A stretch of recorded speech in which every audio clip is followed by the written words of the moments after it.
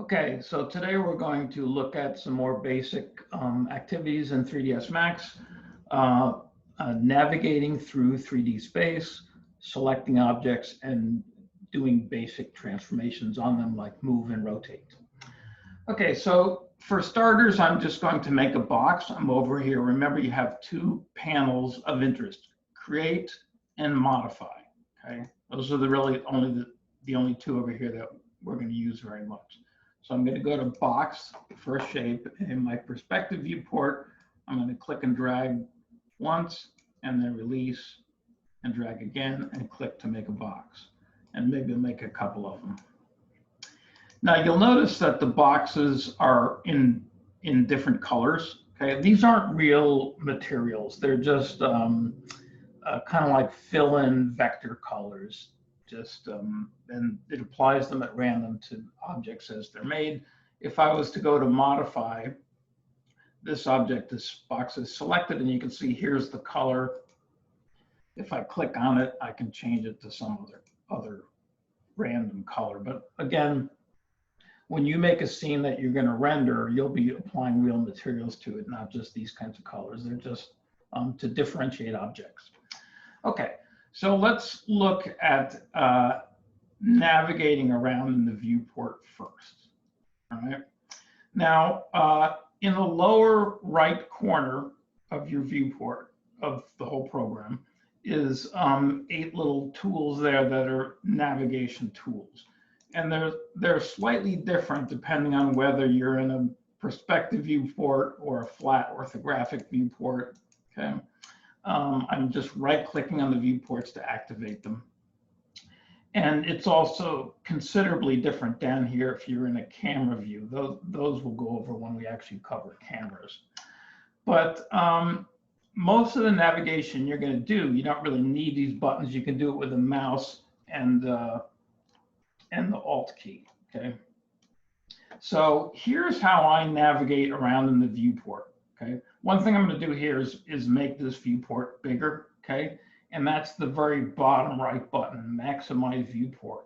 And the shortcut, you can see it tells you right there is Alt W. Okay. So it makes the active viewport bigger. All right. So for navigating around, you need to, when you're building a model, you need to be able to go around the backside of the model and look at it closer and farther away and so on when you're building it. You don't want to turn the model around to work on the back of it. You always want to rotate your point of view around. Okay, you don't want to rotate models when you're working on them. There's all kinds of reasons why that's not a good idea. Okay, so you need to be able to navigate freely around, and you want to sort of practice this so you can do it comfortably. The way I'm going to tell you is the simplest possible way to do it, and it's how I do it. All right. So to pan, okay, you just push down the, I'm assuming you have a mouse with a wheel in the middle of it. Okay, you need that for this. If you don't have that, you have to use these buttons down here. Okay, so anyway, to pan, you just push down on the mouse wheel. Okay, it should depress. You push down on it and drag, and you can pan. Okay, move around. If you want to zoom in and out, you just scroll the mouse wheel. Okay, and it'll zoom in on wherever the mouse is situated. Okay. And to rotate around your object, it's Alt, push the mouse wheel down, and drag. Okay. And it's more or less, it should by default rotate around, if nothing is selected, around home on the world grid, which is this grid right here. By the way, this grid, I usually turn it off when I'm working because I don't find it particularly useful. It's just G turns it off, G turns it on again. Okay, but you can leave it on, it's fine. If you have an object selected, it will rotate around the selected object. Okay. So again, it's Alt, push the mouse wheel down and drag the mouse. Okay, scroll the mouse wheel to zoom in and out, and push down the mouse wheel to pan. Okay, so down here you have, let's just look at these briefly. There is a zoom tool, okay, and that zooms in and out to me somewhat more smoothly than the mouse wheel does, but I still mostly use the mouse wheel. And then I'm just looking at the ones of interest here. And then there's pan here with the little hand that lets you pan if you forget how to do the mouse or whatever. And here's rotate the viewport, okay?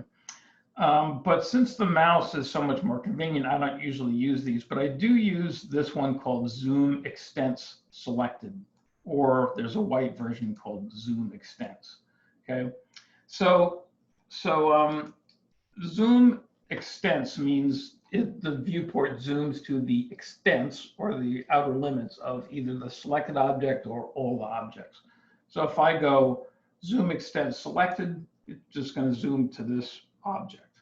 If I go Zoom Extents All, it zooms out until you can see all the objects in the viewport, okay? And there's another one next to it that does all 4 viewports at once. If I were to minimize this, okay? Sometimes you can lose your objects in the viewport, and just going to Zoom Extents or Zoom Extents Selected will bring you back, okay? So that's basically navigating around. It's simple. There's also this view cube up here. I turn this off myself, and I would recommend that you not use it. The reason why I don't like it, particularly for people that are learning the program, is because the way we're set up now, we have a perspective view, which may also be the camera view, and we can toggle between them between hitting C or P. But we'll get to that when we get to the camera. But you have your 3D view that you're rotating around in. You have your front, your top, and your left. And they're always going to be, if you don't change them, they'll always be in the same configuration. And the program's kind of confusing. It's nice to have things consistent wherever you can. If you use these view cubes, every time you click on it, it's going to change the viewport to some other view. The front's going to become left. The left will become top or whatever, and you don't need that. It's so easy just to rotate around like this with a mouse. Why mess with that thing? Okay.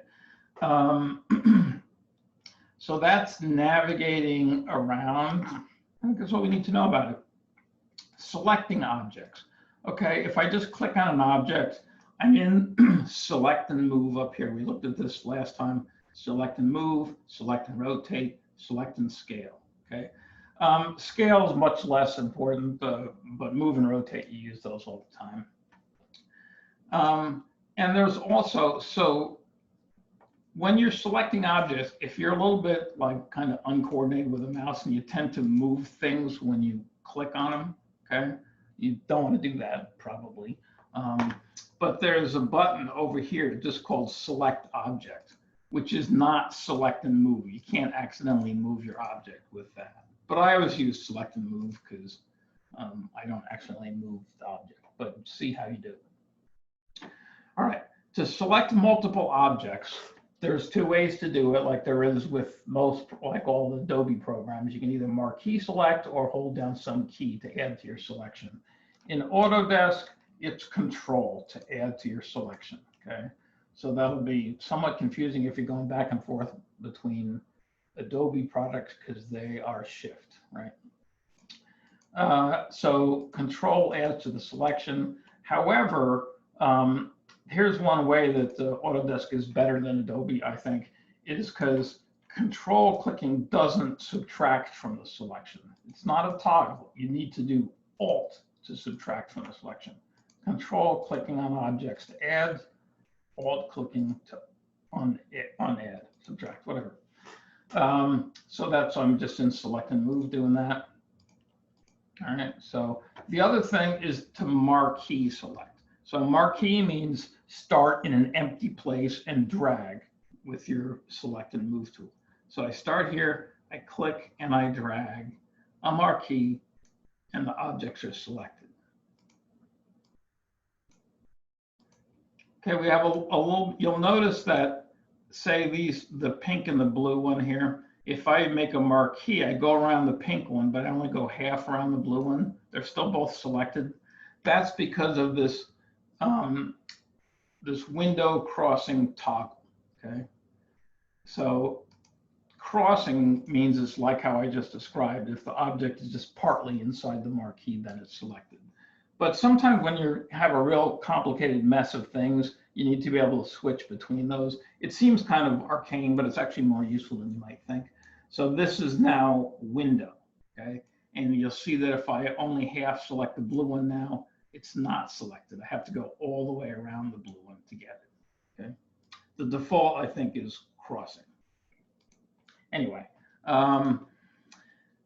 so selecting objects, Control to add, Alt to deselect. Yeah. And when you move an object, okay, since we're doing our basic transforms also, make sure until you're totally awesome with 3ds Max, and even then keep doing this because that's how I do it pretty much. Make sure you put your cursor right on the arrowhead of the gizmo when you want to move it. Move stuff in down one axis at a time. It's easy to get out of control and make a mess. So if I want to move this pink thing that way, I just get right on that green arrowhead. And you can see, even if I move my mouse all around, it's constrained to that axis. If I get on the blue one, send Z up and down, okay? Or I can get on the little plane thing in the middle and move it in just on 2 directions at once, but not in all 3. So that's the move tool, select and move. Again, not too much to it. Select and rotate. I think I mentioned this last time, but when you're rotating, make sure you turn angle snap on, this guy right here, right? That way, when you rotate, it'll go in 5-degree increments. So it's easy if the next day you decide you want to unrotate that, it's easier to put it back than if you're rotating by thousandths of a degree or whatever. Yeah, so the same thing when you're using rotate, like don't click in the middle here and drag in 3 dimensions. You're almost never going to get what you want by doing that. It's pretty much almost always that you want to rotate in some controlled fashion. Okay, so we have basically 3 axes rotating around X, Y, or Z. And there's also this one out here that is rotating around the axis made by the viewer looking into the scene, okay, which is sometimes useful. Okay, I think select and scale, I'm actually going to skip over because it's really not that important. I mean, if you just get in the middle of it, you can scale it uniformly. You can scale it on one axis, okay, and you can also scale on a plane. Okay, but since we're working with parametric objects right now, it's better to adjust the parameters than it is to scale it. Let's see.